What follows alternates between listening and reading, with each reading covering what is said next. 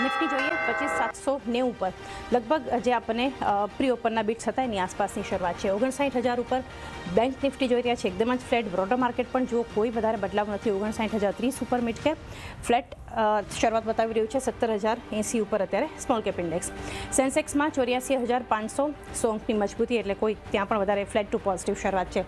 Advance decline ratio જોઈએ, અત્યારે તો થોડી ઘણી પોઝિટિવિટી છે, કારણ કે 958 સ્ટોક્સ અગર એડવાન્સ તરફ શરૂઆત બતાવી રહ્યા છે.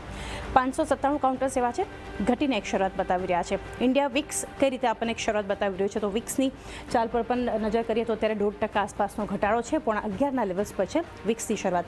સેક્ટર્સ જોઈએ કઈ રીતે આ સેક્ટર્સ, કારણ કે ઇન્ડેક્સમાં તો વધારે કોઈ એક્શન નથી, સેક્ટર્સમાં વધારે એક્શન છે કે નહીં. મજબૂત છે મેટલ અને આઈટી બંને 0.5% ઉપર. આ બંને સેક્ટર પર આપણે ચર્ચા કરી, કારણ કે આપણે એફએમસીના નિર્ણય બાદ ખાસ એક નજર રાખવાની હતી. અહીંયા એફએમસીજી ફાર્મા એક ઘટાડો છે, બંને ડિફેન્સિવમાં. રિયલ્ટીમાં એક ઘટાડો. ઓઇલ એન્ડ ગેસ અત્યારે નીચે છે. નિફ્ટી ઓટો દબાણ છે. કેપિટલ ગુડ્સમાં પણ એક્શન નથી. સૌથી વધારે આઈટી અને મેટલ આજે ફોકસમાં રાખવાના છે. આ સિવાય હવે નજર કરી લઈએ હિટમેપ પર. સ્ટોક્સની ચાલ પર આપણે નજર કરીએ. નિફ્ટી ગેનર્સ, લૂઝર્સ અત્યારે ટાટા સ્ટીલ, ઇન્ફોસિસ, આઈશર મોટર્સ મજબૂત, Cipla, HCL tech, Tata consumer products ખરીદદારી સાથેની શરૂઆત થઈ છે. એશિયન પેઇન્ટ્સમાં પણ તો સામે Jio finance, Shriram finance, Apollo hospital, ICICI bank, Bajaj Finserv, UltraTech, HDFC life, Adani enterprises બધા ઘટીને શરૂઆત બતાવી રહ્યા છે. Maruti, Bajaj finance, Sun pharma એક દબાણ છે, તો ટ્રેન્ટ, બજાજ ઓટો, ટાઇટનમાં નેગેટિવ ઓપનિંગ. સામે ટેક મહિન્દ્રા ખરીદદારી, Adani port, Wipro, eternal, Grasim, ONGC બધામાં મજબૂત શરૂઆત છે.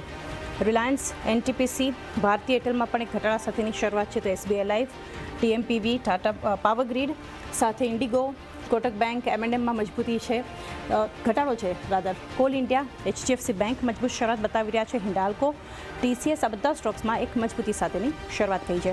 આ સિવાય આજે જે સ્ટોક્સ આપણે ફોકસમાં રાખવાના છે, એક તો ટાટા સ્ટીલ મજબૂતી અત્યારે 2.5% છે. સેક્ટર તો મજબૂત છે જ, મેટલ પર તો એક ફોકસ છે, પરંતુ ટાટા સ્ટીલ માટે નીલાંચલ ઇસ્પાત નિગમમાં એક કેપેસિટી એક્સપેન્શન માટેનું અપ્રુવલ મળ્યું છે અને ફેડરલ રિઝર્વ દ્વારા રેટ કટ, એટલે મેટલ ફોકસમાં છે.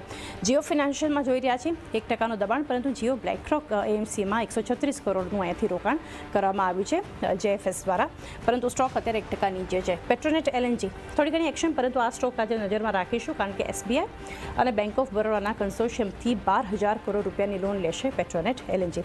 આ બધા સ્ટોક્સ પર તો ફોકસ છે. આગળ વધીએ. kushkodasra.comના કુશ ખોડાસરા પણ હવે આપણી સાથે ચર્ચામાં જોડાઈ ગયા છે. કુશ, ગુડ મોર્નિંગ. અને બજાર પર એક વ્યૂ મજબૂતી સાથેની શરૂઆતના સંકેતો હતા. કુશ, ઓવરઓલ હેન્ડઓવર આપણે ગ્લોબલ ફ્રન્ટથી પણ યુએસ ફેડના દરોમાં કાપ બાદ મજબૂતી સાથેનું હતું, પરંતુ અત્યારે જે બહુ જ પ્રી ઓપનના લેવલ્સ પણ કુશ આગળ જુઓ તો કોઈ લેવલ્સ પર વધારે બદલાવ ગઈકાલના ક્લોઝ સામે નથી આપી રહ્યા. અત્યારે ઇન્ડેક્સ આપ કઈ રીતે જોઈ રહ્યા છો? Good morning Charlie. ડેફિનેટલી મને લાગે છે ઇન્ડેક્સમાં તો સેલ ઓન રાઇઝિંગ સ્ટ્રેટેજી અપનાવી છે. ડેફિનેટલી જે પણ ન્યૂઝ આવ્યો હોય, technically we had closed near two days low yesterday on both indices. Small cap mid cap પણ એક નેગેટિવ ઇમ્પેક્ટ થયો હતો, અને અત્યારે તમે જુઓ તો ક્યાંક ને ક્યાંક યુએસ અને ડાવ ફ્યુચર્સ, ડાવ અને Nasdaq futures are also trading negative. તો ક્યાંક ને ક્યાંક મને લાગે છે કે થોડું વોલેટાઇલ રહેશે આજનું સેશન. ઉપરની સાઈડ 25,800નો સ્ટ્રોંગ રેઝિસ્ટન્સ છે. જ્યાં સુધી બ્રેક ના થાય ત્યાં સુધી એક શોર્ટ પોઝિશન હોલ્ડ કરી શકાય. નીચેની સાઈડ મને લાગે છે કે જો 25,720 તૂટશે સ્પોટ લેવલમાં, તો આપણે 25,600 સુધીના લેવલ આજે જોઈ શકીએ છીએ. તો એક વ્યૂ 25,600 આસપાસના એક લેવલ્સ પણ આપણને આજે જોવા મળી શકે છે. આ સિવાય